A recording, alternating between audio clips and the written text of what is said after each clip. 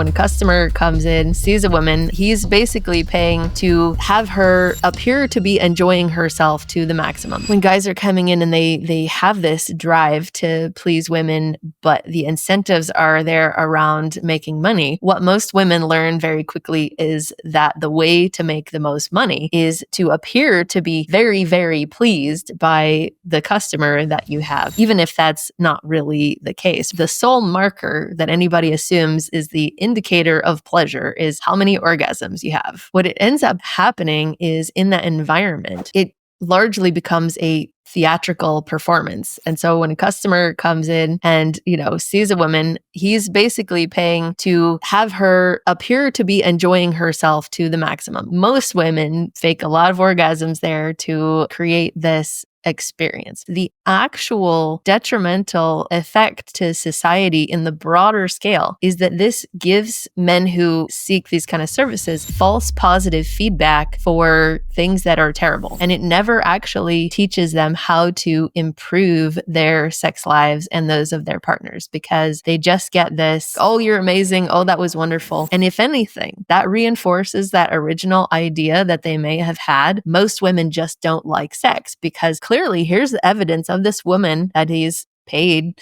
to who is having a wonderful time and he's having all of these orgasms. And so he's not actually bad at sex in his mind. He just hasn't found the right woman. It carries over to porn, right? Now we very much live in a society where young men are just getting exposed to sex through porn. And so they have this kind of misconception of what sex is because so many of these porn sites are just extremists and they're not at all accurate towards how intimacy is between two loving people. Like they're violent, they're destructive sometimes, dark, whether it's someone who goes to a brothel, whether it's someone who goes to a prostitute somewhere else, whether it's looking at porn and only getting exposed to sex through that. And then, of course, we're not even talking about the women that are contributing to it, like where they're looking like, oh, well, I have to please this guy. So then they continue the illusion. They fake whatever they're doing. We're continuing this narrative. We're continuing this cycle. So how do we break it from your experience? Yeah, we're clearly far off from what is well aligned with our nature as sexual beings. This is why I made my fifth pillar of re-civilization is basically sexuality. We spend more time having sex than any other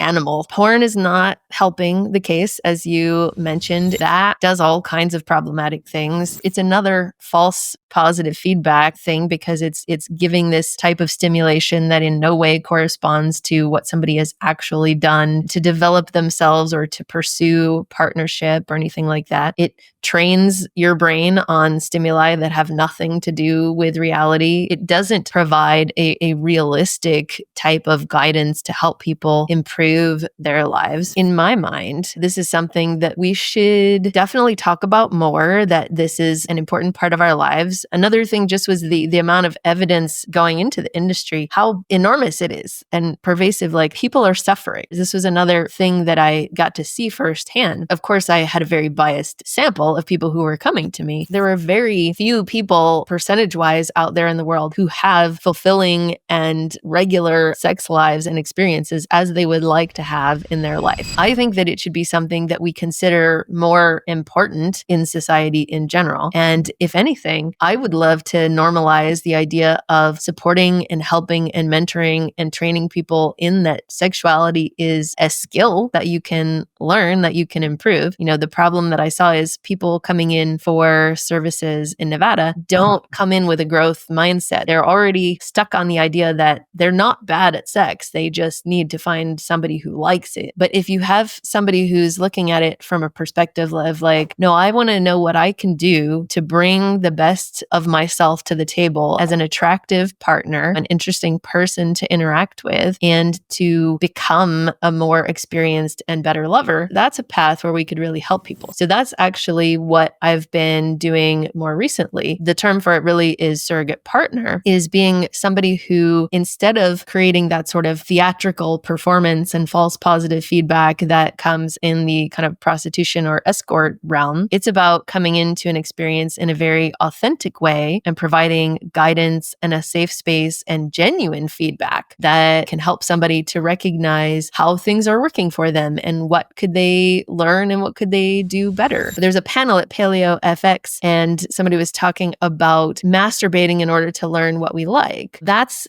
a limited way of looking at how we could learn. If you want to learn how to get better at working out, you could just walk into a gym and start picking up equipment and tossing it around and trying to figure out what to do. Or you could hire a personal trainer and have somebody show you the ropes and give you a tour and say, here's what this equipment does and here's what that equipment does. I think that type of support could be extremely helpful because porn is not a very helpful educational source for this. And I actually heard a great quote at a kink conference once that said, you don't save yourself for the one, you practice for the one. So this is not something that you're necessarily going to gain tons of knowledge from just in your own room all alone. It's more than just you understanding your own body. There's a very important difference in the intention behind how masturbation is used. And this is one thing that I have talked about with clients. If it's something that is being used as kind of a quick escape and stress relief, like a quick fix, it kind of is contributing to the same sort of thing, like an escapism, a release valve that isn't necessarily bringing somebody closer to the fulfilling sexual experiences that they want to have. However, if you think of it more as self-pleasure and the intention around the activity is to connect with your body, to just become more aware of it, to take a more mindful approach to your own pleasure and to focus on the idea of your own self-worth, that actually can be a pretty positive contributor to a partnered experience. Because one other thing that I find is that many people can get fixated on that agenda around how can I push the right buttons on this person to give them pleasure? And that's very ineffective most of the time versus connecting to one's own pleasure and enjoyment and being very embodied and mindful and present. Many times being connected to one's own pleasure and expressing the enjoyment of the partner through one's own pleasure can actually be one of the most connecting and effective ways to please another person. If you enjoyed the clip from the podcast, make sure to check out the next video up here or head over to watch the full episode down here. And before you go, don't forget to hit the subscribe button. Come on. Yeah, thanks for watching.